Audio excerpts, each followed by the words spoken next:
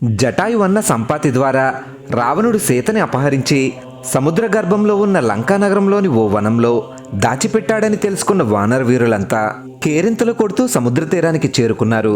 100 యోజనాల దూరం ఉన్న సముద్రాన్ని దాటి లంకని చేరుకునే వీరుడెవరని చర్చించుకోవడం మొదలుపెట్టారు. గజుడు 10 యోజనాలు, గవాక్షుడు 20 యోజనాలు, గవయుడు 30, సుసేనుడు 70 యోజనాలు ఎగరగలరని తేలింది.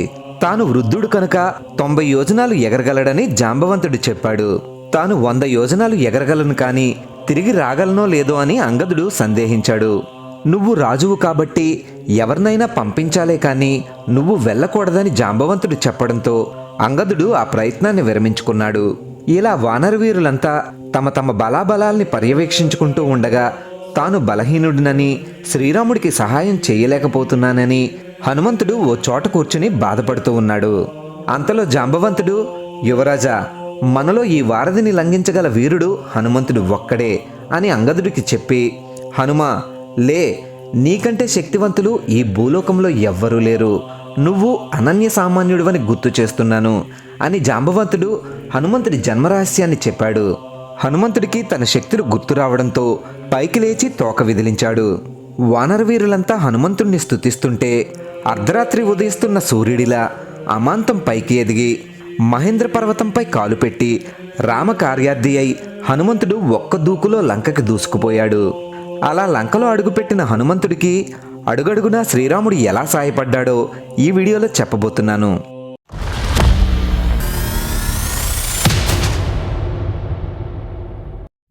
అలా లంకలో అడుగుపెట్టిన హనుమంతుడు ఓ చిన్న పిల్లి అంత సూక్ష్మ శరీరాన్ని ధరించి చీకటి పడిన తర్వాత లంకా నగరంలోకి ప్రవేశించబోయాడు. చీమని సైతం పసిగట్టే లంకిని హనుమంతుడిని అడ్డగించడంతో హనుమంతుడు తన ఎడమ పిడికిలితో లంకినీని గుద్దడంతో లంకిని మూర్ఛపోయింది. అంతలోనే లంకిని తేరుకుని, ఓ వానరం నిన్ను ఓడించిన రోజున లంకా వైభవం నశిస్తుందని, దానవుల అంతం మొదలవుతుందని బ్రహ్మ చెప్పిన విషయం గుర్తుకు వచ్చి లంకిని హనుమంతుడికి నమస్కరించి లంకలో స్వేచ్ఛగా విహరించమని హనుమంతుడికి అనుమతిచ్చింది. హనుమంతుడు ఎడమకాలితో లంకా నగరంలో అడుగుపెట్టి మయుడి అపూర్వ సృష్టిని, కాంచనలంక వైభవాన్ని చూస్తూ ఆశ్చర్యపోయాడు.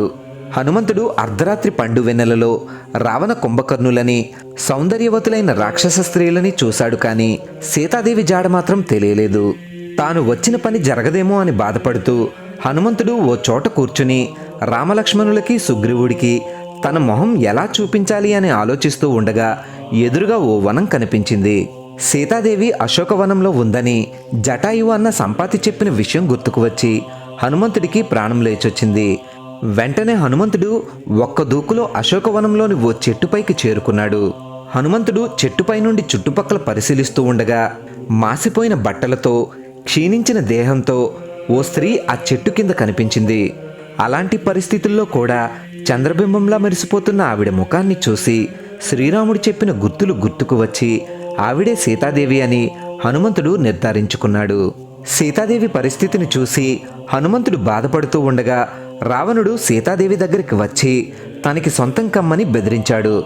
దాంతో సీతాదేవి రావణుడికి ఓ గడ్డి పరకని చూపించి, నీకు పోయే కాలం దగ్గర పడింది కాబట్టే ఇలాంటి నీచమైన పనికి సంకల్పించావని, శ్రీరాముడి చేతిలో నీ మరణం, ఆ తర్వాత లంకాదహనం తప్పదని రావణుణ్ణి హెచ్చరించింది.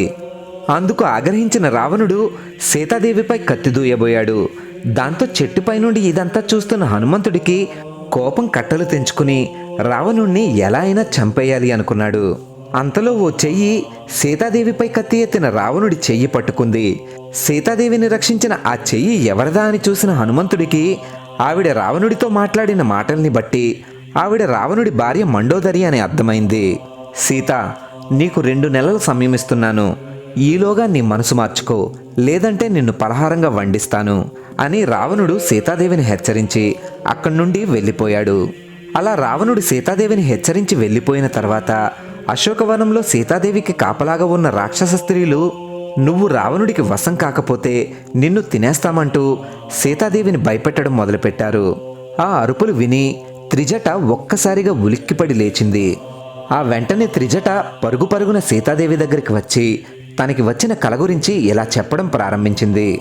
రామలక్ష్మణులు ఐరావతంపై లంకానగరానికి వచ్చినట్టు, రావణుడి పుష్పక విమానంలో రాముడు సీతాదేవిని ఒడిలో కూర్చోబెట్టుకుని ఉత్తరం వైపు ప్రయాణించినట్టు ఎర్రటి చీరలో ఉన్న ఓ నల్లజాతి స్త్రీ రావణుడి దేహాన్ని దక్షిణానికి లాగినట్టు తనకి కల వచ్చిందని, అలాగే ఓ వానరం లంకా నగరాన్ని దహనం చేస్తున్నట్టు కూడా తనకి కల వచ్చిందని త్రిజట చెప్పడంతో సీతాదేవి చాలా సంతోషించింది.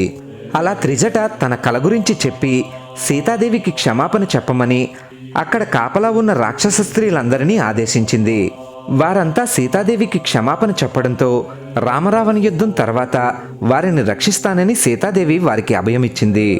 కొంతసేపటి తర్వాత హనుమంతుడు రామగానం చేస్తూ నెమ్మదిగా సీతాదేవి ముందుకు వెళ్ళి తనని తాను రామదూతగా పరిచయం చేసుకుని రాముడి ఉంగరాన్ని సీతాదేవికి అందించాడు.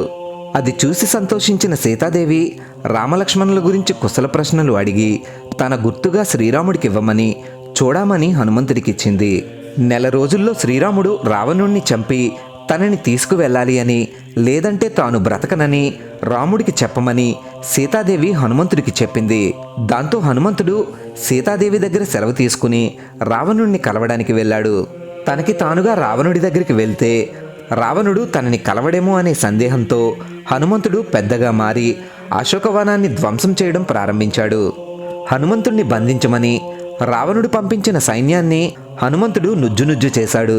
ఆ తర్వాత హనుమంతుడు అక్షయ్ కుమారుణ్ణి చంపడంతో ఇంద్రజిత్ యుద్ధంలోకి దిగి హనుమంతుడిపై బ్రహ్మాస్త్రాన్ని ప్రయోగించాడు. బ్రహ్మాస్త్రం కూడా హనుమంతుడిని ఏమీ చేయలేదని బ్రహ్మదేవుడు వరమిచ్చినప్పటికీ హనుమంతుడు బ్రహ్మాస్త్రాన్ని గౌరవించి దానికి కట్టుబడిపోయాడు. త్వరలోనే రామాయణం ఫుల్ సిరీస్ చేయబోతున్నాను. హనుమంతుడు బ్రహ్మాస్త్రం నుండి ఎలా విముక్తి పొందాడు, లంకా దహనంలో విభీషణుడి ఏళ్ళు ఏమైంది, హనుమంతుడు ఎవరెవరిని హతమార్చాడు, ఆ సిరీస్లో ఈ ఘట్టాలన్నింటినీ మరింత డీటెయిల్డ్గా వివరిస్తాను. మీరు వీడియోలో ఎంతవరకు వచ్చారంటే వీడియో మీకు నచ్చింది అనుకుంటున్నాను. వీడియో నచ్చితే లైక్ చేసి మీ ఫ్రెండ్స్ అండ్ ఫ్యామిలీకి షేర్ చేయండి. అలాగే మీరు ఇప్పటి వరకు సబ్స్క్రైబ్ చేసుకోకపోతే ఛానల్ని సబ్స్క్రైబ్ చేసి పక్కనే ఉన్న బెల్ నోటిఫికేషన్ని ఆన్లో పెట్టుకోండి. అలా రావణుడి సభలో ప్రవేశించిన హనుమంతుడు రావణుడి వైభవాన్ని తేజస్సుని చూసి సీతాదేవిని అపహరించకపోతే స్వర్గానికి అధిపతి కావడానికి రావణుడికి అన్ని అర్హతలు ఉన్నాయి అని హనుమంతుడు మనసులో అనుకున్నాడు. హనుమంతుడు ఎవరని, ఎందుకు వచ్చాడని, ఎవరు పంపించారో తెలుసుకోమని రావణుడు తన మంత్రుల్ని ఆదేశించాడు. రాజా, నేను సుగ్రీవుడి మంత్రిని, రామదూతని, హనుమంతుడనే వానరుడిని అని హనుమంతుడు తనని తాను పరిచయం చేసుకుని సీతాదేవిని అపహరించి నువ్వు చాలా పెద్ద తప్పు చేశావు. ఈ అకృత్యం వలన నీకు లంకకి చేటు దాపరించింది. రాముడు మానవుడు, నీవు రాక్షసుడవు, నేను వానరుడను, కనుక నాకు ఎలాంటి పక్షపాతం లేదు. నా మాట విని సీతని రాముడికి అప్పగించి శరణు వేడుకో అని హనుమంతుడు రావణుణ్ణి హెచ్చరించాడు. అందుకు ఆగ్రహించిన రావణుడు హనుమంతుణ్ణి చంపమని తన సైన్యాన్ని ఆదేశించాడు. అంతలో విభీషణుడు అడ్డుపడి దూతని చంపడం ధర్మం కాదని, పైగా హనుమంతుణ్ణి చంపేస్తే శత్రువులతో యుద్ధం చేసి వారిని చంపే అవకాశాన్ని కోల్పోతావని చెప్పడంతో రావణుడు శాంతించి వానరాలికి అలంకారమైన తోకకి నిప్పంటించి హనుమంతుణ్ణి ఊరంతా తిప్పమన్నాడు. రాక్షస కింకరులు హనుమంతుడి తోకకి నిప్పంటించడంతో దొరికిందే అవకాశమని హనుమంతుడు లంకాదహనం చేశాడు. అలా లంకాదహనం చేసిన హనుమంతుడికి సీతాదేవి అశోకవనంలో ఉందనే విషయం గుర్తుకు వచ్చి కంగారుగా ఒక్క దూకులో అశోకవనానికి వెళ్ళి సీతాదేవి క్షేమంగా ఉందని తెలుసుకున్నాడు. సీతాదేవి కోరికపై మరోసారి రామగానం చేసి హనుమంతుడు సీతాదేవి దగ్గర సెలవు తీసుకుని అరిష్టమనే పర్వతాన్ని అధిరోహించి అవతల తీరానికి ఒక్క దూకు దూకాడు. అలా హనుమంతుడు ఆకాశంలో వెళుతూ లంకలో జరిగిన సంఘటనలన్నింటినీ గుర్తు చేసుకున్నాడు. సీతాదేవి తనని గడ్డిపరకతో సమానంగా చూసింది అని రావణుడు కత్తిదూసి ఆమెపైకి ఆగ్రహంగా వెళ్ళినప్పుడు మొదట హనుమంతుడు తాను లేకపోతే సీతాదేవిని రక్షించేదెవరని కంగారు పడ్డాడు. అంతలోనే మండోదరి రావణుడి చెయ్యి పట్టుకుని రావణుణ్ణి ఆపి సీతాదేవిని రక్షించింది. లంకలో ఉన్న సీతాదేవిని రావణుడి బారి నుండి రక్షించే బాధ్యతని భగవత్ స్వరూపుడైన శ్రీరాముడు రావణుడి భార్య మండోదరికి అప్పగించాడని హనుమంతుడికి అర్థమైంది.